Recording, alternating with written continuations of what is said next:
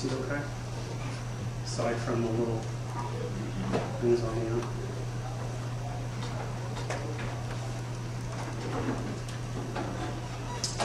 For a long time, the pen tool, you can see here, is really the core of Illustrator. And I think a lot of people think it still is, but I think it's almost, I won't say it's a thing of the past, but it's still important to know.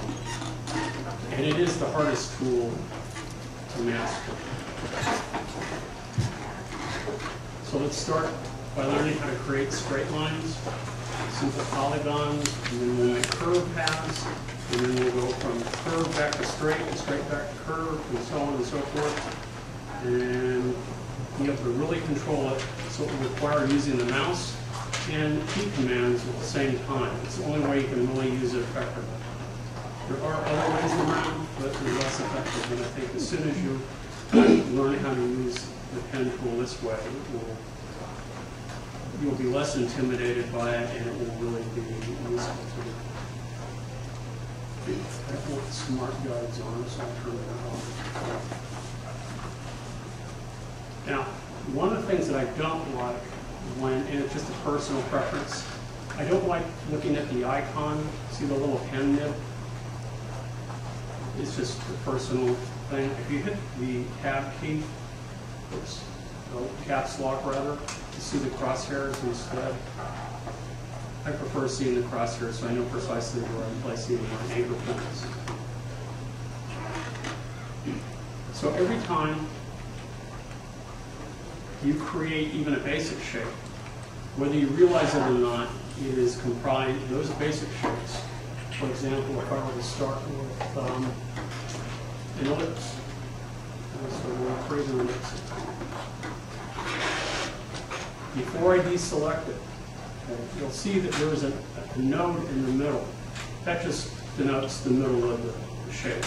But notice that there's a little red node here, here, here, and here. These are called anchor points, and they in fact control the path. The direction of the path is flowing. Similarly, so typically every time a path changes direction is when you need an anchor point. That's what they're called. Similarly, if I were to select, let's just use the star, for example. Every time it changes direction, you'll see an anchor point. To control these anchor points, even with these basic shapes, you can do that. You need to use the direct selection tool to control individual anchor points after the path has been created. So if I come back and I click, notice that when I roll on top of it, I see the little square.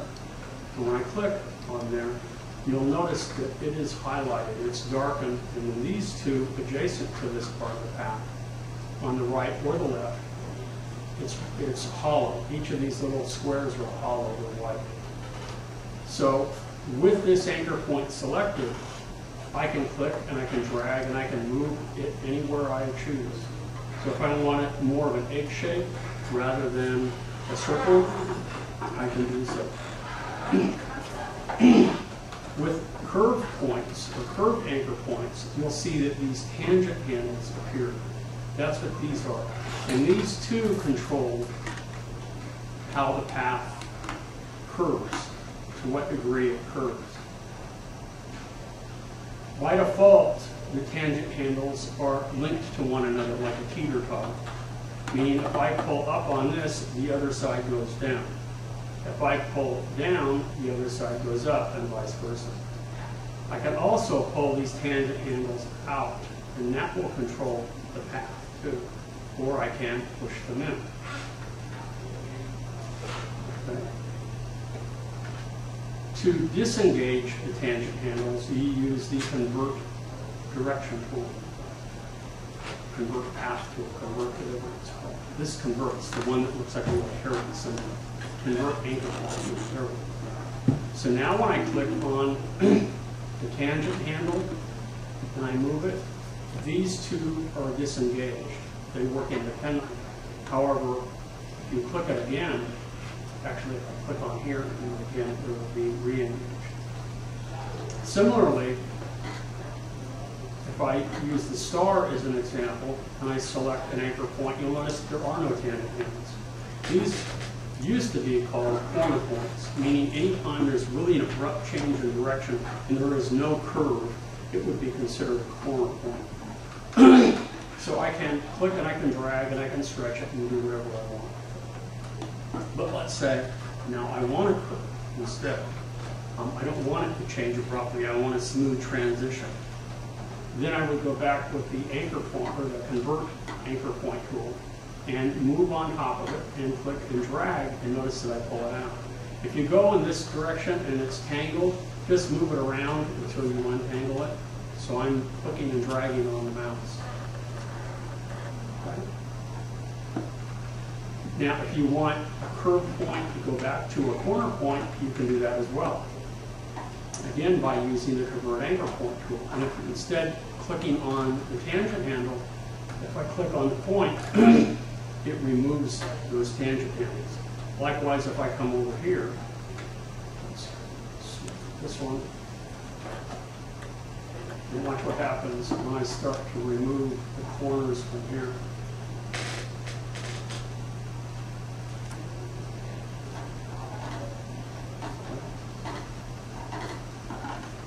Now, all of these are closed paths at the moment. We won't talk about that. I just want you to be aware of that. When you already have a shape, or you have a path, it's pre-configured for you, they are comprised of anchor points. And one more thing. When you select this anchor point, you're going to use the transform anchor point tool. This tangent handle controls the path from this point, this anchor point, to about midway. Similarly, if I had a tangent handle from this point, the tangent handle would extend from here. So this controls this part of the path from here about midway to here. So that's how it is. So we're going to select them, delete them, and we'll start by just making some simple straight line. To make a simple straight line with the pen tool, is since a path or a straight line is comprised of 2 points, you simply click where you want the beginning of the path to be, and wherever you want the end of the path to be, you click again, and you're good. If you want a straight line, that's it. However, if you wish to make a second line, you need to deselect this first. Because, like so, deselect it, and then come back with the pen tool again, and click, and then click again. Okay. Because if I don't deselect, watch what happens. If I move down, and I said, okay, now I'm going to make a third line.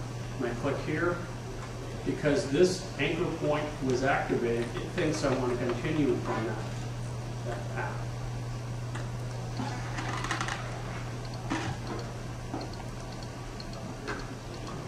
So how do you make a little zigzag line like this? Very simple. This is the simplest one.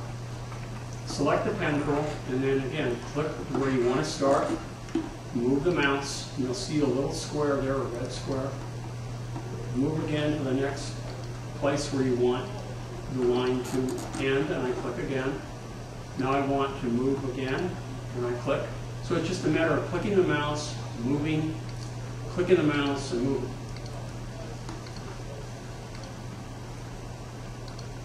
And that's it. You have a little zigzag line. And it is not connected. It is not a closed path. So what do I mean by a closed path? Watch what happens. This is filled with white right now. How do I know? Because if you look at the fill and the stroke attributes, they're the default attributes with a white fill and a black stroke. To show you what it looks like, because it's on a white background, let's come back here. Let's put fill selected. It's fill selected, and let's pick green. And let's fill the green. Why isn't it shown? Maybe because it's outlined. There we go. Now, why does it fill every other one like this? Because it's trying to connect the beginning and the end points. If I were to select the direct selection tool and move one of these points out over here, Notice how, again, it connects the first and the last point. I mean, that's what it determines how it's going to fill between those points.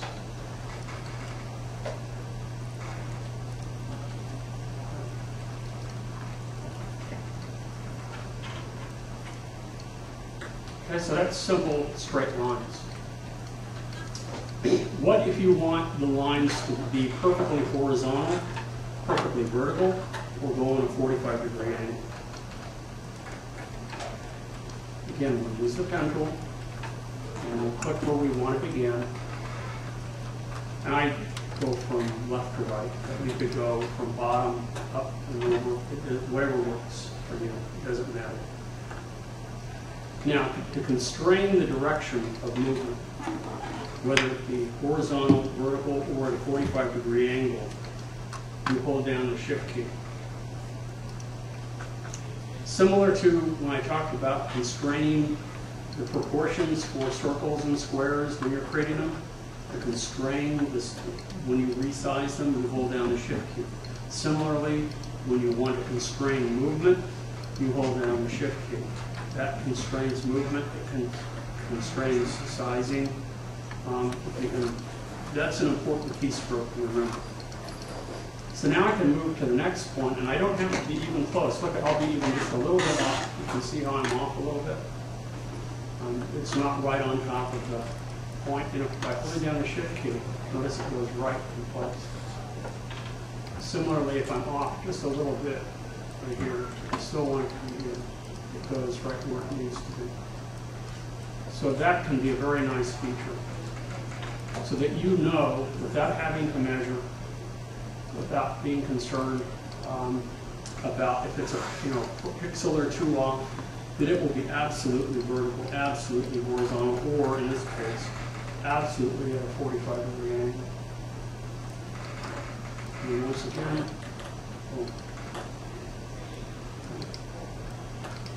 so to constrain movement when you're clicking on those points, vertical, horizontal, or 45-degree angle, hold down the Shift key as you click.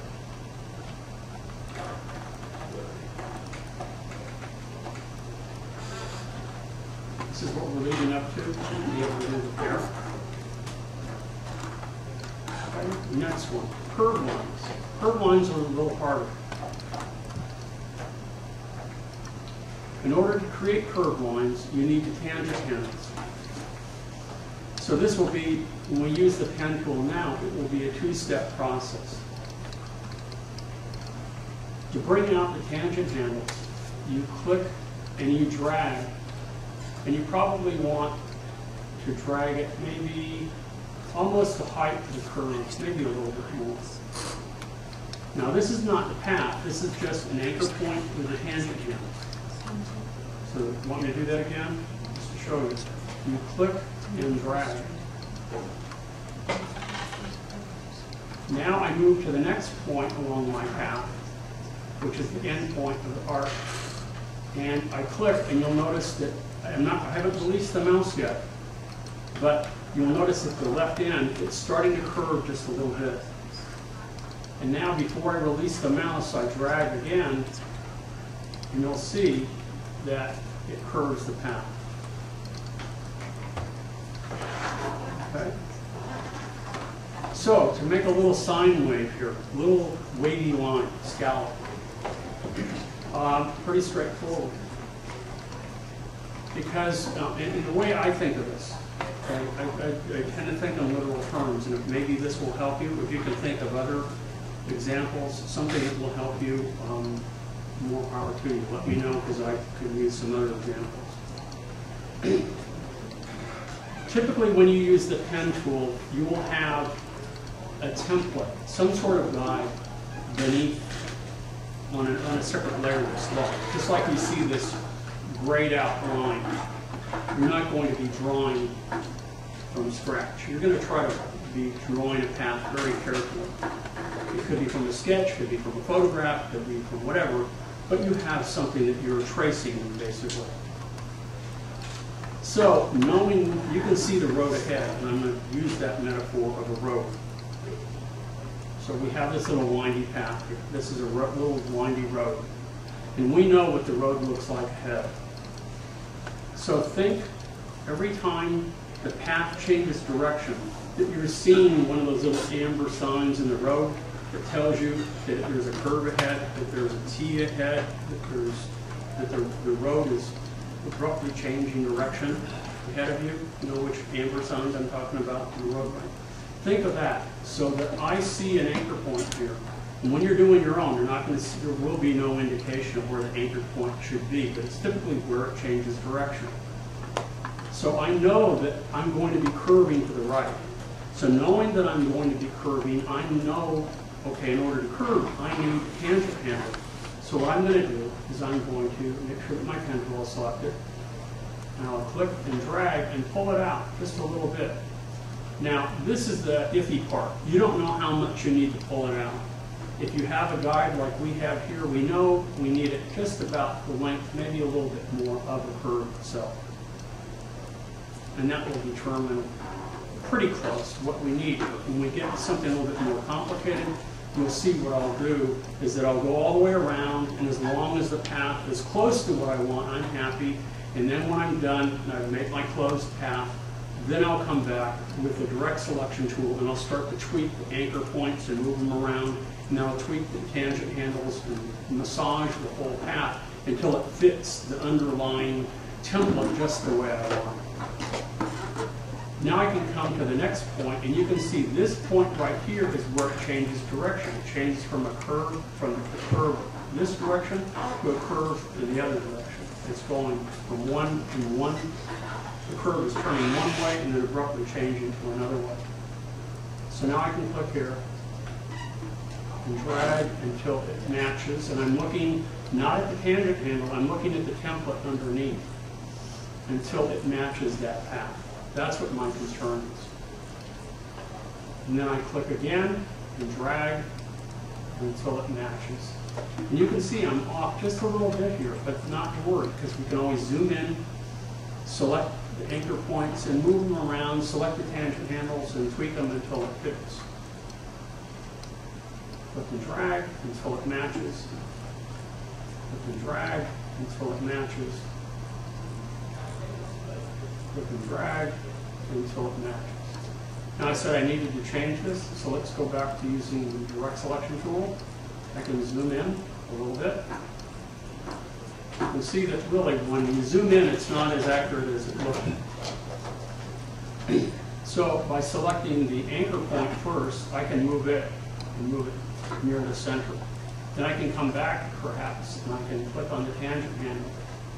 And I can begin to tweak it until it matches and fits nicely.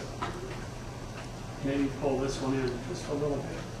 Maybe take this one and just go over just a little bit, and then pull it out just a little bit until it fits.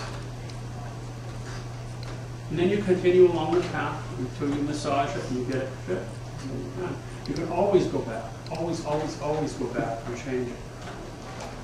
So don't get hung up in the first few points that it's just not going the way I want. As long as it's a curve point or it's a corner point, you know, the kind of point that you need, then just keep going, and you can always come back and tweak it when you're done.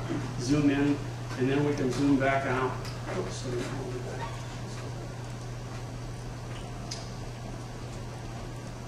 zoom back out, and then you can see it. It looks really good. Okay? Everybody with me so far? So, simple polygons, click, move the mouse, click, move the mouse, click, move the mouse. To make curved paths, click and drag to pull out the tangent handle, move to the next point, click and drag, move to the next point, click and drag.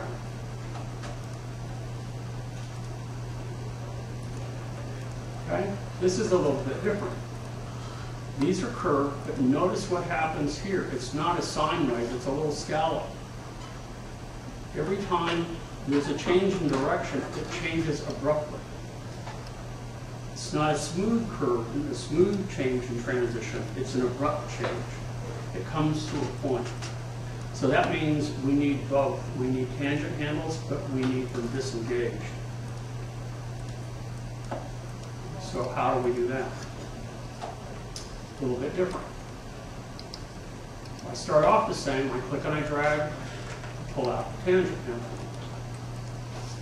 I pull and drag again, and that works, but if I come over here and I pull, well, that doesn't work. Does that make sense? It's not working. I mean, it makes sense in the sense that it's not working. You can see that this pulls down. The tangent handles determine wherever direction they are pulled or facing, determines the direction that the curve is going to go. So this is pulling down. It means it's going to pull, it wants to pull the path downward. So how can I do this on the fly? How can I change the direction of this on the fly? This requires now using keystrokes. By holding down the Option or Alt key, notice what happens. It changes to that caret symbol, the one that I see here. So by holding down the Option or Alt key, and I click here, I can move it in that direction. That's the direction I want to do. Now I can click over here, and look at that. Magic. It's not perfect, but that doesn't matter. It's still the path is going in the direction that I want. So now I repeat that. Every time I click and I release the mouse, I hold down the Option key before I click on the next point, and I click on the tangent handle and I move it in the direction that I want to go. And then I click on the next point and drag until it matches. So I'm clicking again. I hold down the Option key, I click and I drag, and I move it in the direction that I want. Then I move to the next point, and I click and I drag until it matches, and I release the mouse. I hold down the Option key, and I click and I drag until it's going in the direction that I want, and then I release the mouse. And then I click and I drag again until it matches. And then I will go back in, because notice that these don't match perfectly, with the direct selection tool, and tweak the anchor points and or the tangent handles until they fit. Okay? So now we're going to up the ante again. We're going to make it a little bit more complicated. If you want me to stop and repeat, please have me do something. Do that again? Okay. So I'm going to select this.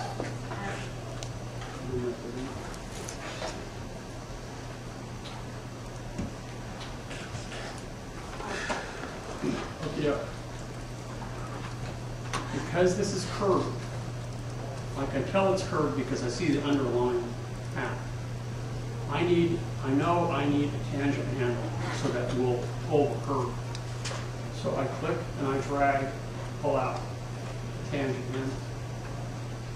And we'll release the mouse after I click and I drag. Now I move to the next point and I click and I drag until it matches.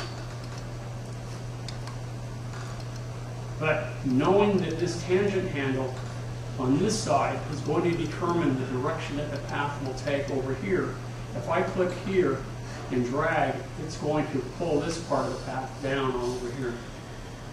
So to move this part of the path up, before I even create the path, I hold down the Option or Alt key, which is the key just to the left or to the right of the Apple key. And you'll see that it changes, and it's a caret symbol. It's the change anchor point tool. How did you get that one? Hold down the Option or Alt key. And then I click and I drag and I move it in position and I release the mouse. Now I know at this end that this is moved in this direction. So I can click and drag again. And this fits. And I repeat that step. I hold down Option or Alt key. I click and I drag to move it in the right direction. And then I click and I drag and I pull it and release the mouse. Hold down the Option key, click and drag to move it in the right direction and release the mouse. click and drag, and release them out. Pull down the Option, Alt key, click and drag, release the mouse, click and drag. Okay, is that working for you now? No? Okay. Let me go through all of these, and then I'll stop the video, and we'll do them again as much as you want. Now it's a little different. We're going from curved lines to straight lines, and from straight lines back to curved lines. We start off the same. Click and I drag because I know that this is going to curve. And I click and I drag until it matches, and I release the mouse. To go to a straight line, I don't need a tangent handle. I don't want one because it's not going to be curved. So what I do is something similar. I hold down Option or Alt key, it changes to the caret symbol. But now what I do is I move over the anchor point and I click, and it cuts that tangent handle off.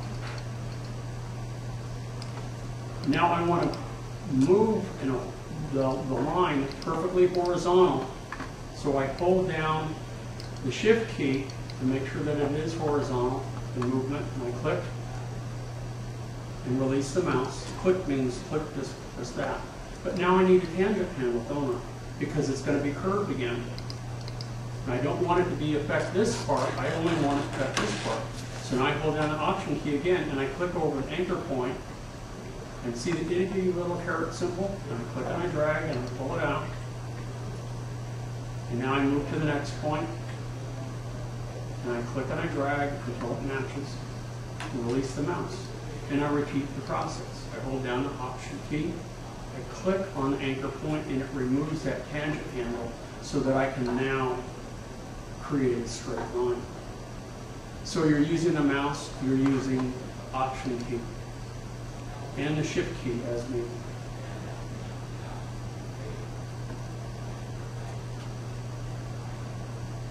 Hold down the Option key, click on the anchor point, pull out the tangent handle, move to the next point, and click and drag until it matches.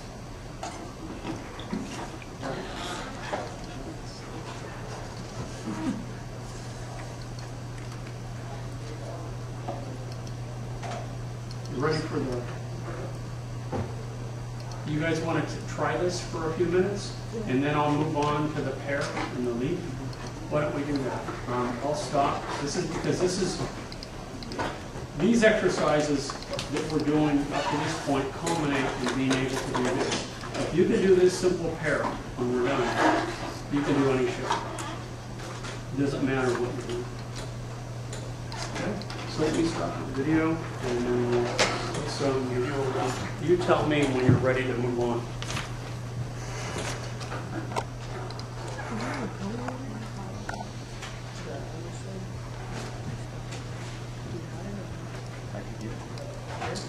Okay. The exercises that we worked on to this point culminate in the pear. Now, this is what it's supposed to look like when it's completed. This is what they give you. They give you this little template here.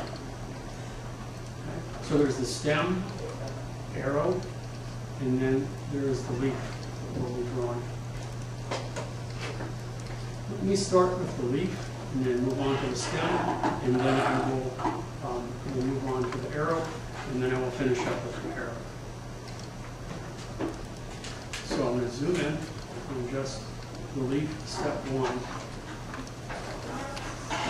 And what they're trying to teach you here with the leaf is if you start and stop a path, how do you continue once you stop? Does that make sense? That you want to create a closed path, not an open one. So if I select the pen tool, and look, see that they're telling us where to click and to drag and where to pull the anchor, the tangent handles. And these are close, but not quite. So it's more important that you follow the little dotted line underneath. So this is, again, sort of like a color of trying to follow that. So I'll start with thumb A, and I'll click and drag. So, then I'll move to B. I'll click and drag, but I'm going to pay more attention, as I said, to the path underneath. And notice that my tangent handles don't match there. That's okay. And then we'll move to C. I'll click and I'll drag again until it matches the path underneath. And then I release. We've done it. So this is the bottom half of the leaf, and they've already drawn the bottom half for you down here. But what if you decide, once you stop and you've deselected the path, how do you continue so that you can turn it around and make a closed path? To do so, you select the pen tool and you move over one of the endpoints. It really doesn't matter which one. And you see how the cursor changes when I do that. You see the little backslash, or forward slash actually. It's in the lower right quadrant of the crosshairs. That indicates when you have clicked there that when I click, it's going to continue from where you left off. So this will be a two-step process. I know when I click here, I want to bring out a tangent handle. So I'll move over the end, I click, and I drag, and that pulls out the tangent handle. Now this determines the direction that this is going, this path, or will go. And I really don't need another anchor point until I get all the way to the end. Now, when I move over the end point, notice how the cursor changes again. You see the little circle on the lower right-hand corner? That indicates that when I click on that point where we started, then that means, actually it ended over here, is that it will become a closed path. So now I click, and I'm only halfway there. Now I drag to pull out the tangent handle until it matches. Now I have a closed path. Now I can fill it. Now the stroke goes all the way across. To get nice, smooth, continuous curves, when you're doing this on your own, you should really try to think in terms of how few points do you really need to use. In the 50s, I think it was the 50s, there was a game show called Name That Tune. When I was a little kid, and it was how few people would buy to see how few notes they needed to play to be able to name a tune. You know, they'd start with 5 notes. Now I can name it in 3, 2. You have to sort of do this when you create a shape in that same fashion. How few points do you absolutely need to create a shape? A closed path. Now, in this particular instance, we only have 3. But we can create a closed path actually using only 2 points. And that's what we're going to do when we come over here. The stem. And they've already closed it for you. So really, the only thing that we have to do is we have to click on an anchor point, and that's what doesn't work. So, because I don't have it selected, just select right there. Oh, didn't want to do it.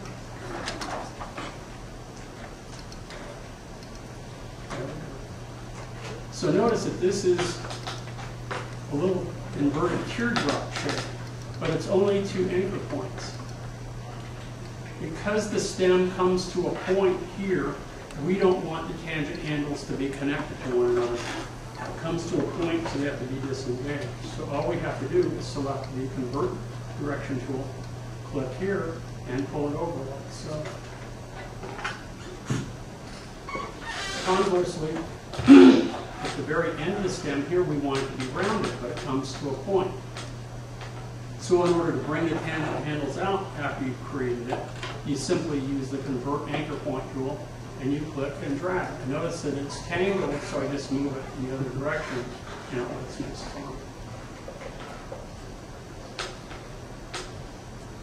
Now, let me make the shape on my own, and I recommend that you do the same. Start with the pen tool, because I tend to start at the top and I move clockwise around the shape. Maybe not in all instances, but creature or habit, I can't tell you why per se. So I know that this is going to be curved, so I click on and drag to pull out the tangent handle, and I'm going to just pull out an arbitrary distance. Now I'm going to try very hard to make this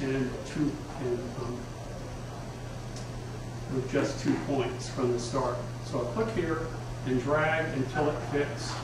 Notice it fits down here pretty well, but it doesn't match here. But that's okay, you know it's going in the right direction. Now I can come back up here, and it's going to be closed, and it's just an oval. So I sort of goofed it up, but that's okay if I use the convert direction tool. I can click and drag to pull this over until it sort of fits. I can click this one to make sure that this pulls out, okay. I know that that fits. Use the direct selection tool. I can come back in here now.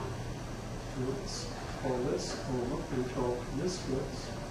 So now it's just a matter of massaging the points and massaging the tangent handles until it fits the way you like it. And of course it's going to fit pretty much the way the template is situated underneath.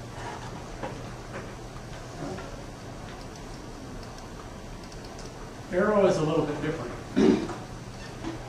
They want to throw in some little goodies that they have for you in here. So in order to make an arrow tip and arrow feather, it's really, they make it very easy for you. The only time you probably want to do any of this is if you're going to make a map for somebody, the directions. You know, go this way or something. And they are useful for such things. So now I use the pen tool because I'm going to start with a straight line. I'm going to go click from point A to point B. Now I could go from top to bottom. It really doesn't make any difference. But what you have to realize, the reason that they're going from point A to B is that wherever you start and wherever you end will determine the start point and end point of a line. So if I were to start up here, this would instead be A, and the bottom would be B. Does that make sense? If I were to start up here and end over here. Well, I would need to break this into 2 parts. So to break this into 2 parts, it's very simple. I come down here underneath the eraser tool, and you'll notice that I use the scissors tool. And I move somewhere in the middle, and I click. And when I do, you'll notice, I don't know how visible it is behind me, but you can see that the top part is now highlighted. The bottom part is no longer highlighted. It's actually cut it in 2 pieces. So now if I select this, you can see it's in 2 parts. Now that it's selected, I can add an arrowhead to it. To do that, you go to Filter, select Stylize, and add arrowheads. What else? Okay. Now it asks you, do you want it at the start or the end point? Because I started here, this would continue to be the starting point of this one. This would be the end. Now it says 100%. I'm going to cancel this, and I'm going to select both of these. And I'm going to change this because I know from experience I need this to be a 3-point line for this to work. I don't believe the book tells you. I guess 4-point would be tops. If I remember, it's 3. Select this one because that determines the size of the arrowhead. Leaving it 100% at the 1-point width, or so on and so forth.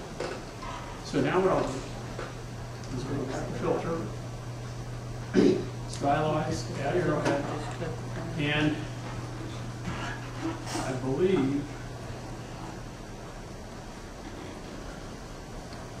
which one is 6. I'll take that one. Yeah, okay, I'll pick 6 of 27. There are lots of different kinds of arrowheads, lots of different kinds of tail feathers. You might want to scroll through here, and you'll see there's a whole bunch of different styles. There's also the little fingers, say go this way, you can see in the 19th century, this kind of deal. So, depending on what you're doing, they have these preset arrowheads. I click OK, and boom, that has it. Cool. Similarly, I can select this half now. Not quite the right side, close enough to go look this one. Now I select the bottom path, and I repeat the same process, but now we're going to select the tail feathers. And instead of the end, we're going to select this the start, because this is the start of the shape or path. Filter, stylize, add arrowheads. So here I don't want ends at end. And here, let's go back. I want that 18 to 27, and I click OK, and voila, it's added the tail. Now when you're done, to move these, you need to select the selection tool, and we'll select together. In fact, the arrows can be separated from the path itself. And likewise, so can the tail feathers, they can be separated too. They're just kind of an appendage that's added automatically for you. Okay, so now we're ready for the pair. And they've given us a nice diagram, and they told us where to start. And I like zooming in so I can see pretty clearly what I'm doing here. And we follow their directions. And it's similar to what we've done so far. We start with a scallop shape. So if we start at point A, we know that this is curved in this, in this direction, and it curves upward here. So I need to click and drag because I know I need a tangent handle for that curve. And then I click and I drag until it matches underneath. And I don't want I want it to be one point. So we go to window, let's look at paths or stroke. And I want this to be it's the 1 point rule. So because this curves back up and makes an abrupt change in direction, I need the tangent handle to be over here, don't I? So what key do I hold down? To click and drag to bring it over. Option. Click and drag and bring it over to where it wants us to go. That's what the little amber or yellow ball is. And then I move to the next point. And click, oh, see I stopped. I shouldn't. So let's click here.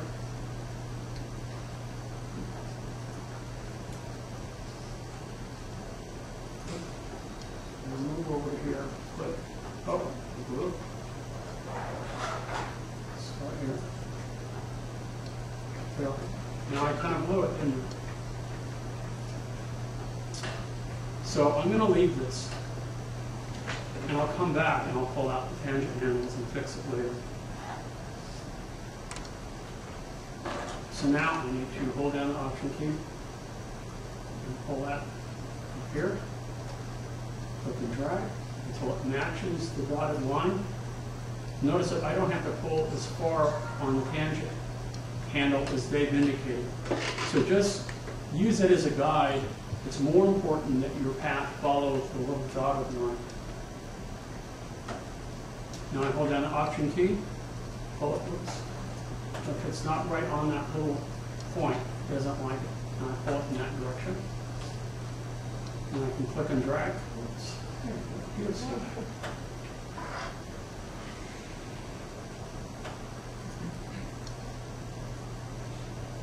Okay, that's 2 times I do. Now I can click and drag. And that's all it wants us to do from here on out because it's a smooth, continuous curve. Click and drag. And really, where you place these anchor points from here around here is sort of arbitrary. They figured that you can't make a big sweeping curve from here all the way over here, so they've broken it down into thirds.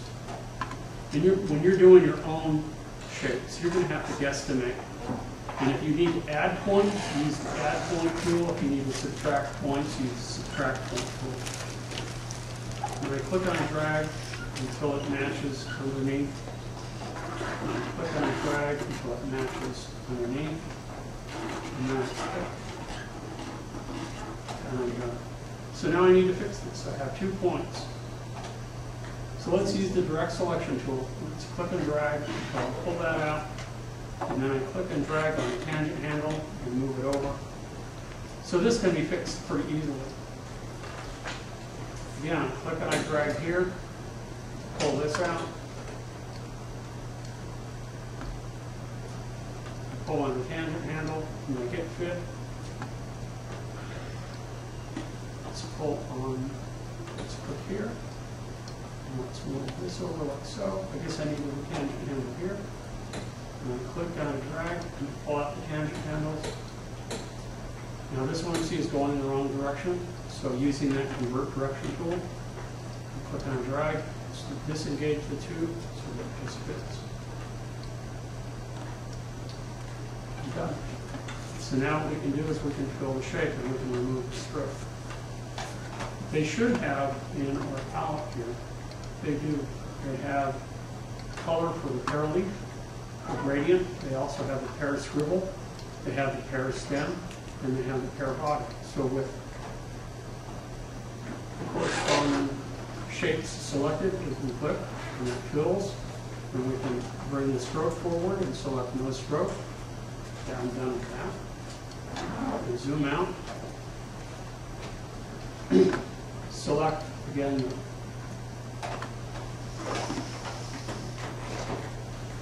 the stem. Bring up my palette. Select the stem. Goes there. And then I move it in place. And it's a little too big, isn't it?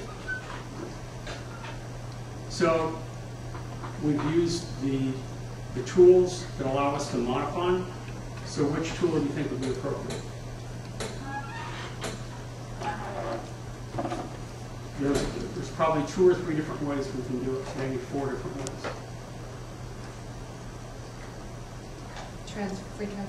Transform. That would be one way. So you could select free transform, brings up the little box. You can move over the corner, pull down the shift key, and it resizes it. So, what would be another tool? Is there a scale tool? There's a scale tool, and that should be found right here. And if I want it, remember, it's a 2-step process. It would scale from the center if I clicked and I dragged from here, but I want it to scale from here. So I click here, so it will scale from there. I don't want it distorted, so I hold down the shift key, and then I click and drag, and then it scales. So that would be another one.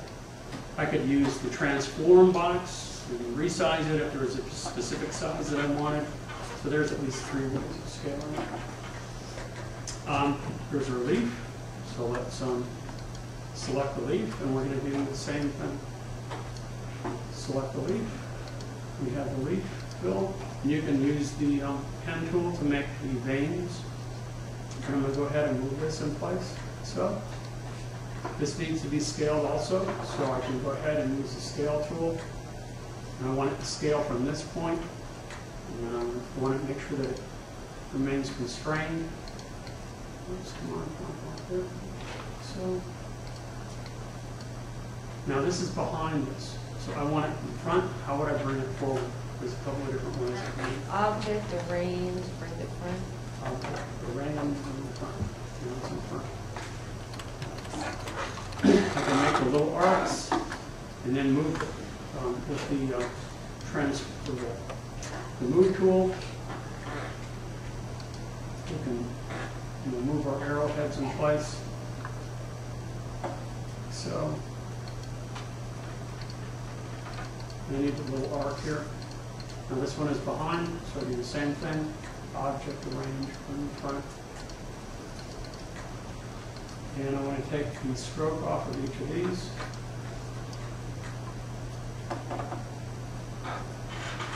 One last thing that I need to do is make the squiggle in here to make it look like this. Now, this is a trick question, and I will tell you how to do it tomorrow. I want to see if you can figure it out on your own. This little squiggle here is filled with a gradient. You cannot apply the gradient to a path. You can only apply gradients to fills. So how did they turn this stroke into a fill so that they could apply a gradient to it?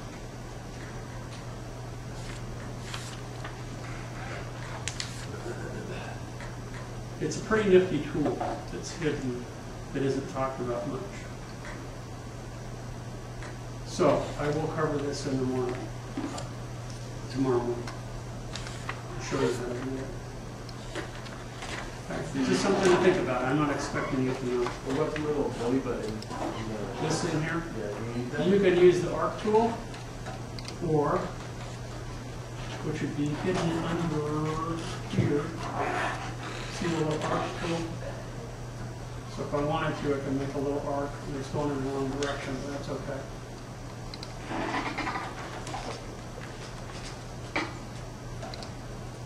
Move it in place. And then make sure that the stroke is, I want the stroke to be white and black on it. Let's bring it up. There we go. I want it to be a little thicker.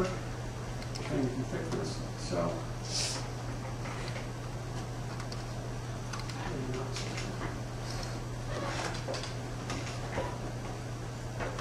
You can always use your arrow keys to measure in place.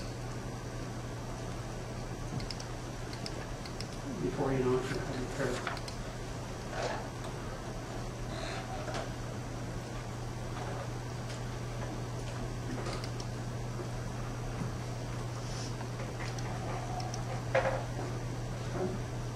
One final thing I want to talk about, I'm going to turn off the video, will be to introduce you to the beep steam. Okay, so that when you complete this exercise, you should be able to start that. Some of you have already started that project. And I know that people who are working at home have misunderstood and thought that that is a PDF file. It's not. It's an Illustrator file. And that's the only one of the assignments that is an Illustrator file. The rest are PDF files. Okay. Turn off the video recorder.